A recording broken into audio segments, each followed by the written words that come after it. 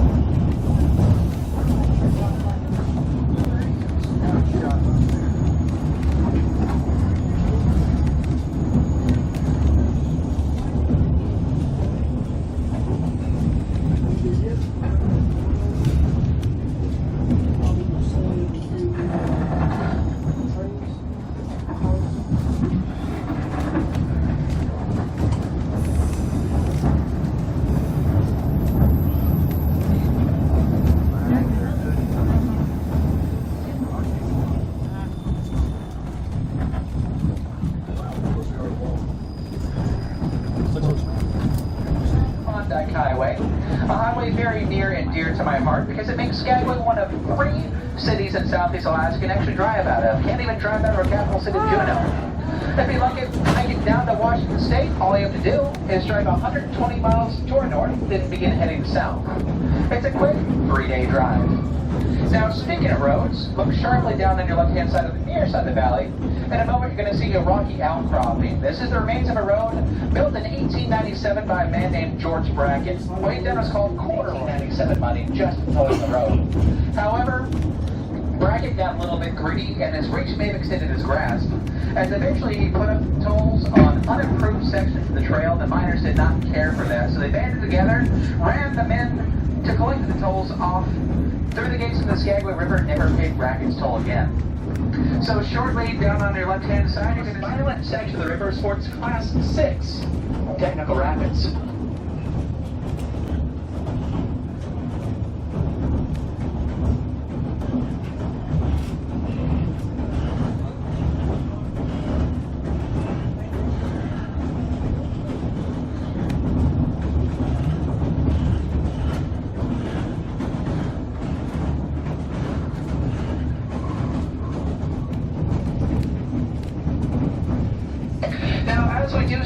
Ascend up the mountainside, you'll see a series of seasonal waterfalls as we do head up. And now this next section of track is a great place to see several of them. There is one bigger waterfall.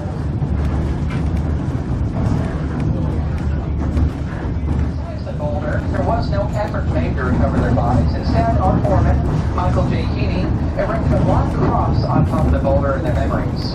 And as Heaney himself was called,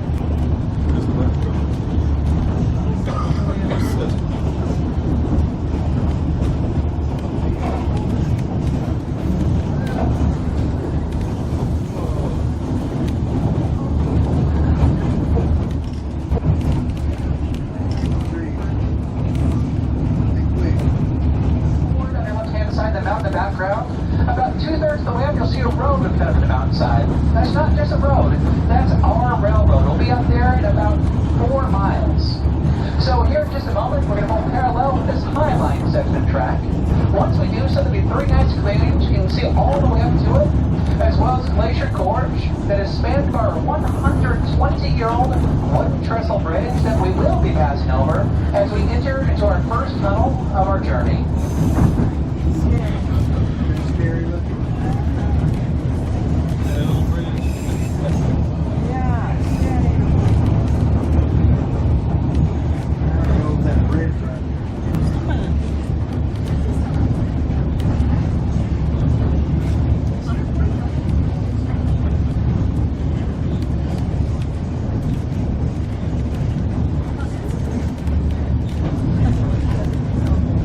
The All Aboard magazine. They will have the 3 items directly on the back page of the All Aboard magazine and nothing else with them. Everything else is there to get your money out and ready. That's because they will both have the time to come through these items one time and one time only. Now, we are heading to Canada. Once you cross the border, they will not be able to legally sell. They do accept U.S. cash only. They do prefer exceptions to passes and flag stops, which is a part of the track where the train can stop, pick up, or drop off passengers. So there's a tour. We will drop you right off here at Glacier Station. You can hike in the valley on the right-hand side. If you hike a few miles, you'll be able to see beautiful.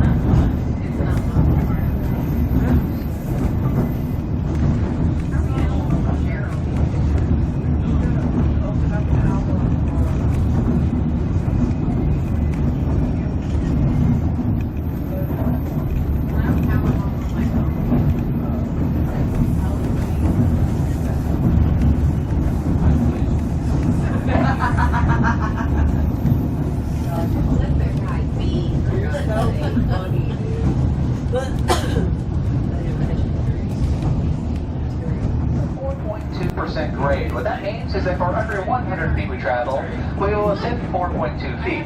Now we do have a couple beautiful sights. Since we are experiencing some very nice weather, if you look forward on the left-hand side, just a bit behind us, slightly obscured by clouds, you'll see the jagged sawtooth peaks, the tallest peaks that we'll see today, standing about 7,000 feet tall. And as you travel the valley, don't neglect the view on your right-hand side. You can look right and sharply.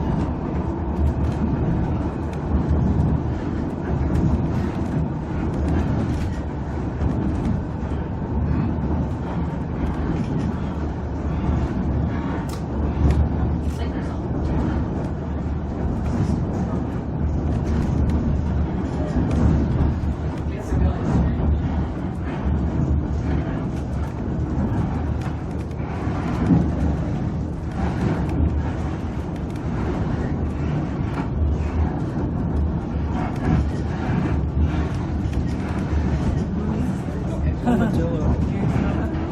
saw a gorilla behind. Alright everybody, we're now approaching that wooden trestle bridge we saw just a few miles back. So here in a moment we're going to feel the train turn a bit to our right, and then the train will begin turning to our left as we do head over that 120-year-old bridge. As we do so, you'll get easily my favorite view of the entire train set in motion forward on your left-hand side. As we pass up the trestle, there's an excellent view straight down to your left-hand side. You'll see 1,000 feet down Glacier Gorge. Now, if you're not a big fan of heights, have no fear. On your right-hand side, there's a beautiful spiderweb waterfall and a smaller waterfall that feeds directly down the Skagway River. Following the trestle, we'll be entering into our first of two tunnels of the journey. This first tunnel was blasted in the winter of 1898 to 1899 and stretches only 270 feet long, but will be very dark inside.